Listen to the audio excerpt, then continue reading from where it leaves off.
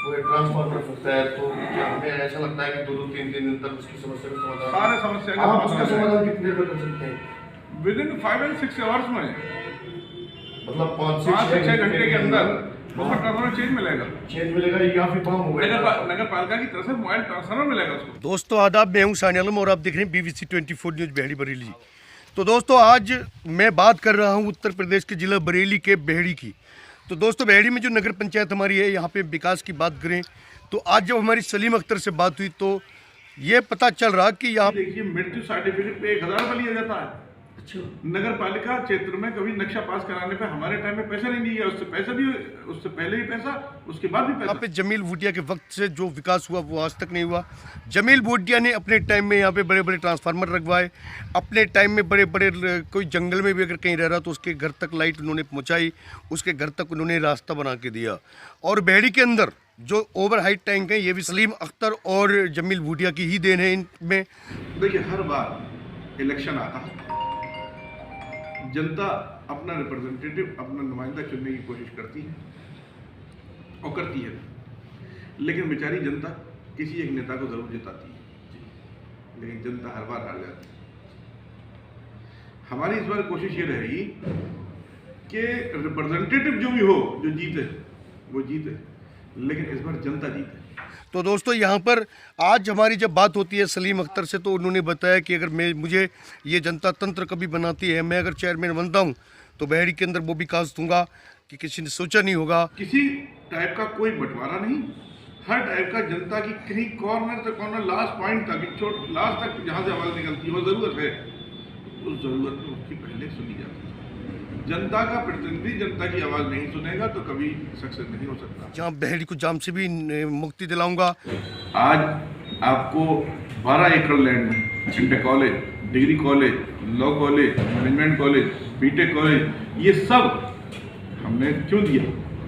Transformer अगर कोई फूक जाता है तो यहाँ 2-2 दिन 3-3 दिन लाइट देखने को नहीं मिलती है, लेकिन अगर मैं चेयरमैन बन गया तो यहाँ बेहड़ी के अंदर मैं इतना मोबाइल ट्रांसफार्मर कर दूंगा कि अगर 4 ट्रांसफार्मर भी यहाँ फूकेंगे तो ये मेरा वादा है कि चारों ट्रांसफार्मर एकदम उसी जमीन साहब ने यहाँ पर विकास कराया था, उसको रिपेयर भी नहीं करा पाया। वक्त मोबाइल ट्रांसफार्मर द्वारा तुरंत लगाए जाएंगे और उस जगह लाइट सप्लाई की जाएगी।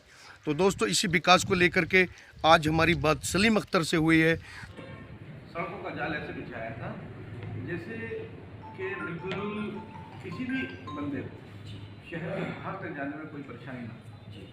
जिले में ऐतिहासिक नगर पालिका बनाई और आइंदा भी ये जनता हम लोगों को मौका देती है तो ऐतिहासिक ही विकास कार्य होंगे। और विकास कार्यों के अलावा जो और उनको ज़रूरियात हैं, जो नगर पालिका का अपना दायित्व है वो पूरा नहीं, कुछ नहीं कहा। जो वो विकास करा गए हैं, जो सड़कें बनवाए हैं उसकी रिपेयर तक नहीं हो पा रही, उसमें पैच तक नहीं लग पा रहा। अगर कहीं धोखे से कुछ उसको रिपेयर करने की कोशिश करना है तो अपना पत्थर लगाने के सिवा कुछ नहीं काम किया। वहाँ तो सिर्फ भ्रष्टाचार का अड्डा है। पहले एक टर्म था तो वहाँ उल्टे सीधे धंधे हुआ करते थे। मौजूदा टर्म में जब चेयरमैन का मालूम ही नहीं है कौन है, नाम तो सबको मालूम है चेयरमैन कौन है, लेकिन वर्किंग पोजीशन में ही नहीं हुई। चेयरमैन की चेयर पर कौन बैठ जाए किसी को पता नहीं। कौन हर वक्त का विधायक जो सत्ता से जुड़ा होगा वो हर विधायक नगर पालिका की जमीनों पे भूमाफिया की तरह कब्जा करने पे लगा रहता। लेकिन किसी विधायक ने भी, स्वर्गीय हरीश जिंदवार साहब है, टेलीफोन एक्सचेंज की वजह से हमारी लड़ाई शुरू हुई। टेलीफोन एक्सचेंज की प्रॉपर्टी थी, उन्होंने हर तरह का प्रलोभन देने की कोशिश करी, गवर्नमेंट से भी लिखा के लेके, लेकिन जनता की प्रॉपर्टी तो जनता तय करेगी कौन किसको दी जाएगी। और एक नहीं, अगर हमारे 25 वार्ड हैं तो कम से कम 8 से 10 मोबाइल ट्रांसफार्मर होनी चाहिए। इन केस कभी बार प्रेशर ज़्यादा होता है तो वो उसका यूटिलाइजेशन किया जाए और यूटिलाइजेशन करने के बाद जनता को साथ मिले उसकी। मेरी नगर पालिका की जनता है, आपने अपने टाइम में, अपने पापा के टाइम में आपने ऐसी कौन सी सौगात जनता को दी है जो बेहड़ी में जिसकी जरूरत हो सके? देखिए जब हम चेयरमैन बने उससे पहले चेयरमैन यहाँ पर लुटाई करते थे, यहाँ तहबाजारी का ठेका हुआ करता था। अच्छा, उन्होंने पूरे हुकूमत से लड़ाई लड़के तहबाजारी का ठेका खत्म कराया। उससे पहले नाजायज़ तरीके से यहाँ टैक्स का इम्प्लीमेंट करा गया। बनने के बाद पहली मीटिंग में उन्होंने सारा टैक्स खत्म कर दिया। पर ये कि 4 ओवर टैग लाए, 67 किलोमीटर पाइपलाइन लाए। उस 67 किलोमीटर पाइपलाइन जब वो चेयरमैनशिप पे आए थे तो उसके बाद वो पाइपलाइन भी लोग नहीं डला पाते। हद यह है कि नगर पालिका के पड़ोस में गांव में ट्रांसफर कर दी गई, शहर में नहीं बढ़ पाई। हाँ, क्योंकि नगर की जनता की जिम्मेदारी चेयरमैन पे जितनी बड़ी होती है किसी और पे नहीं है इतनी। वो अपनी जनता को कैसे सेटिस्फाई करेगा, कैसे उसकी परेशानियों को हल करेगा। हमें ज़रूरत क्या है, अगर प्रॉब्लम हो रही है डिपार्टमेंट को तो हम किसी और के ऊपर डिपेंड होंगे? हम खुद डिपेंड हैं। लेकिन जनता और जनता के साथ साथ उनके वार्ड के मेंबर्स, क्योंकि वार्ड के मेंबर को सबसे ज़्यादा जनता का वास्ता होता है। उन लोगों ने पिछले 2 साल 3 साल में आपने देखा जरा सी लाइन केबल चेंज कराने के लिए पावर हाउस पे धरने दिए। शर्म की बात नहीं हो जाता है। अगर थोड़ी बहुत बारिश होती है तो इससे निजात लगाने के लिए आप क्या क्या इस पानी के निकास के लिए चेयरमैन जब हम लोग थे तो उस वक्त नाले बनवाने के लिए पूरा एक मैप तैयार कर दिया गया था, जिस तरीके से पब्लिक को पानी की प्यास बुझाने के लिए हम लोगों ने इस तरीके से 4 ओवरहेड टैंक लेके आए थे। इसको 5 जोन में बेहड़ी को बांटा गया था, इसी तरह से कि किसी को भी कोई परेशानी ना आए। और अगले 25 साल का प्लान था कि 25 साल तक through out 3rd floor 4th floor तक डायरेक्ट पानी पहुंच जाया जाएगा। फिर पानी निकास की बात आ जाती है। पानी निकास के लिए भी पूरा एक जाल बनाया गया, जाल बनाने के लिए एक प्लान तैयार कर दिया था।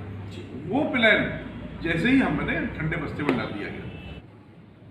वृद्धावस्था पेंशन, राशन कार्ड राज्य सरकार का काम है, लेकिन क्योंकि जनता हमारी है, नगर पालिका के वर्कर्स को लगा के और पूरी उस पर मॉनिटरिंग करके एक जगह से पूरा छानबीन करा के हम परसों करेंगे। और हर हाल में 100% जिनको ज़रूरत है, जो पात्र हैं, उनको उसका राशन कार्ड मिलेगा।